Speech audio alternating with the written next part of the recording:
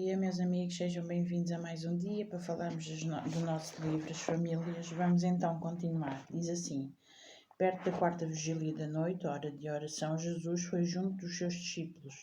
As dificuldades que impediam o avanço dos discípulos não conseguiram deter Jesus. Jesus passeava-se, caminhando sobre as águas revoltas, e queria tomar-lhes a dianteira. Pedro compreendeu pela experiência que viveu que só unido a Jesus, mão na mão, poderia estar seguro e produzir um fruto que permanece. A fé que lhe permitiu também caminhar sobre as águas não foi persistente, naufragando nos seus medos, mas Jesus estendeu a sua mão salvando-o. Como é que esta tempestade acalmou? E subiu para o barco para estar com eles, e o vento se aquietou. A tempestade acalmou-se no preciso momento em que Jesus entrou no barco. Os discípulos criam em Jesus, mas Jesus não estava dentro do barco. Quando passou a estar dentro do barco, terminou a tempestade. Como ficaram os discípulos? Estupefactos. Ficaram maravilhados por terem vivido coisas fantásticas. Ficaram maravilhados por terem visto a solução perante o perigo da morte. Ficaram também assombrados por pensarem que Jesus era um fantasma. Ficaram assombrados por terem assistido ao naufrágio da fé de Pedro. Mas a resposta dela pelo Evangelho não é nenhuma destas, e entre si ficaram muitos assombrados e maravilhados, pois estava endurecido. O que tem a ver esta experiência com o milagre da multiplicação dos pães? No dia seguinte, Jesus apresentou-se como o pão da vida. Trabalhou não pela comida que perece, mas pela comida que permanece para a vida eterna, a qual o Filho do Homem vos dará, porque a este o Pai Deus o selou. Porque o pão de Deus é aquele que desce do céu e dá vida ao mundo, disseram-lhe, pois, Senhor, dá-nos sempre desse pão. E Jesus lhes disse, eu sou o pão da vida. Aquele a quem vem a mim não terá fome, e quem crê em mim nunca terá sede. Eu sou o pão vivo que desceu do céu. Se alguém comer deste pão, viverá para sempre. E o pão que eu der é a minha carne, que eu darei pela vida do mundo. Exatamente. O símbolo do pão é a carne de Jesus, ou seja, Jesus é o pão da vida, Jesus é a vida eterna, Jesus é a sede, a carne dele justifica a morte que ele teve por cada um de nós. Tudo isto vem de Jesus, tudo isto é um momento entre nós e Jesus, não é?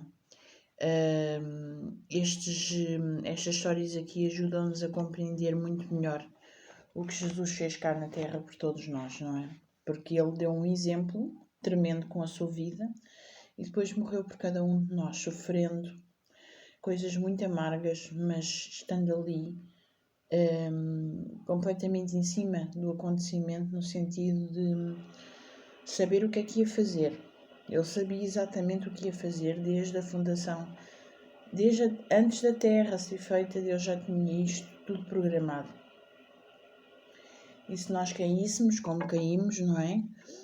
Deus tinha Jesus como nosso Salvador, não é? Vamos então à reflexão. Diz assim, para receber a vida eterna é condição indispensável assimilar a pessoa de Jesus Cristo, como o nosso corpo assimila as propriedades nutritivas do pão que comemos. Estas propriedades nutritivas vão participar na formação das nossas células e do nosso corpo. As propriedades do caráter de Cristo, assimiladas diariamente, formarão o nosso ser espiritual, transmitindo-nos o seu caráter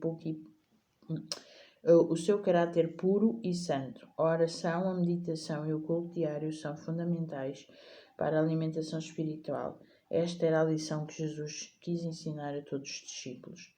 Muitos dos seus discípulos voltaram para trás e já não andavam com ele. Parecia demasiado difícil o que Jesus pedia. Duro é este discurso? Quem o pode suportar? Jesus pergunta-nos: quereis também vós retirar-vos? A nossa resposta é aquela dada por Pedro: Senhor, para quem iremos nós? Tu tens a palavra da vida eterna. E nós temos crido e conhecido que tu és o Cristo, o Filho de Deus. Sim, Jesus, tu tens as palavras da vida. Ensina-nos a orar, entra no barco da nossa família. Ensina-nos e ajuda-nos a alimentar-nos diariamente de ti, da tua palavra, da tua vida. Pessoalmente, em família, como igreja, todos fazem parte de uma família, a família de Deus. Sozinhos, como Pedro, que caminhou sobre as águas, ou juntos, como os restantes discípulos no barco. O nosso encontro diário com Deus através de Jesus é o nosso culto familiar. Jesus, o nosso Mestre, será conosco no seu desígnio de permanecer no barco da nossa família, da nossa igreja. Ele é a nossa segurança, a nossa certeza. Por mais difíceis que sejam os ventos que nos impedem de avançar no seu propósito, Jesus tem o poder de que precisamos.